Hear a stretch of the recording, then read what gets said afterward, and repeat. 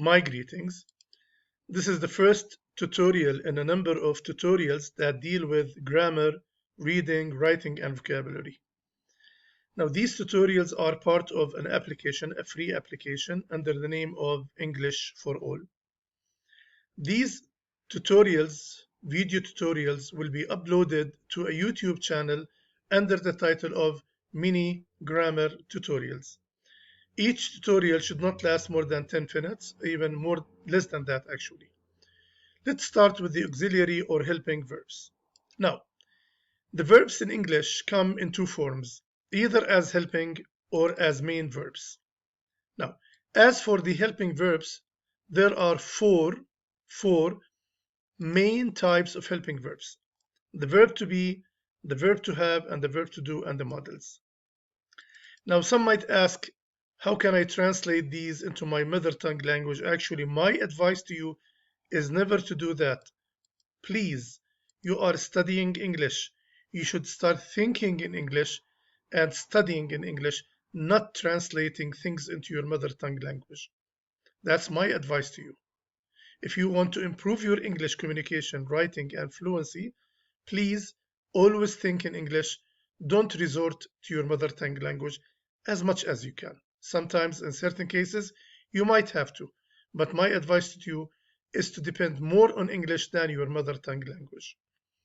Now, as for the verb to be, it's either present or past. So now we're going to discuss these with regard to singular, plural, present, and past. Okay? Now, is, are, and am are used in the present tense, while was and were are in the past. Now, as for the verb to have, has or have are in the present tense, while had is in the past tense. As for the verb to do, does and do are present, while did is past. Okay? Now we're going to deal with present and past in the coming tutorial with more illustrations and more discussion. Now, what about the modal verbs? These are the most common modal verbs in English, although there could be more than that. But these are the most common. Okay? Will, shall, may, can, would, should, might, could, ought to, must, and had better. Now, some of you might be asking, why do we call them modal verbs? Why not just any other name? Simply because if we compare the verb to be with the modal verbs, you would find out that the verb to be and the verb to have and the verb to do can be used as main verbs, that is, the only verbs in a sentence, or they could be used as helping verbs, so they are followed by other verbs. Okay, now, while the modal verbs can only be used as auxiliary or helping verbs, you cannot find will by itself. So this kind of sentence is not correct. The kids will football. It should be the kids will play football. Now again, why do we call them modal verbs? Because they can never be used alone. They should be used with another verb to indicate the meaning. Now some might say, well, how about if I lose? Well, sure. And the kids play football. In this case, it's present simple. It's present simple. While if you keep it the other way, like will play, this is future simple. So two different tenses. So that's why we call them as modal verbs, because they can never be used alone, independently in a sentence. They should always be used with another verb. There could be more examples on the verb to have. I want to give you another example on the verb to have about that. Now, if I say the following sentence, but let me first, do something over here so that I can, justify. Okay, now, listen to this one.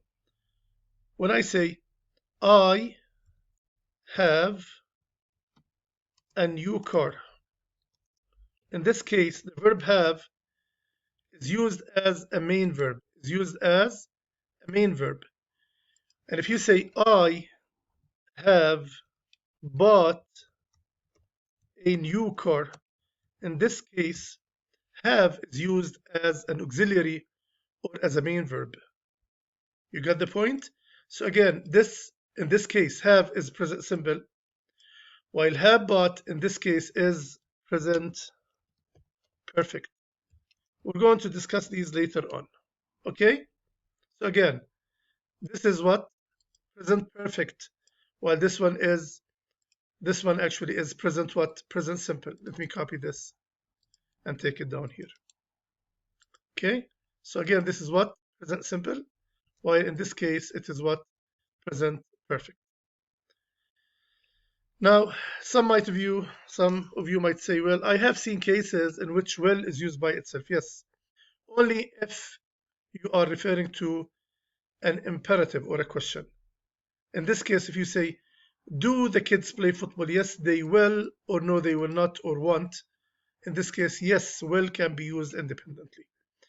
Now, let's go down, and like I told you, there's going to be another tutorial discussing singular and plural, present and past. But now let's just take an overall picture of this one.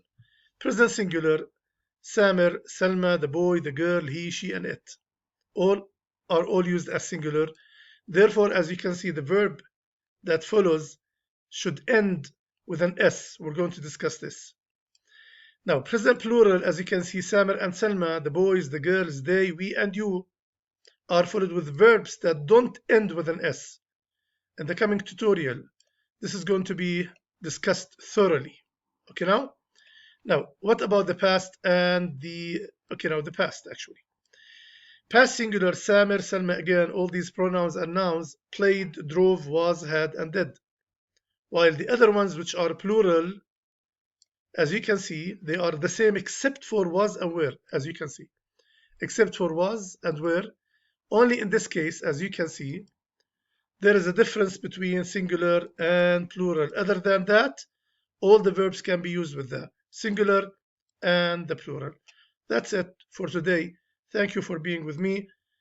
Okay, now our next tutorial is going to deal with the discussion of, like I told you, singular, plural, and present and past. Thank you very much.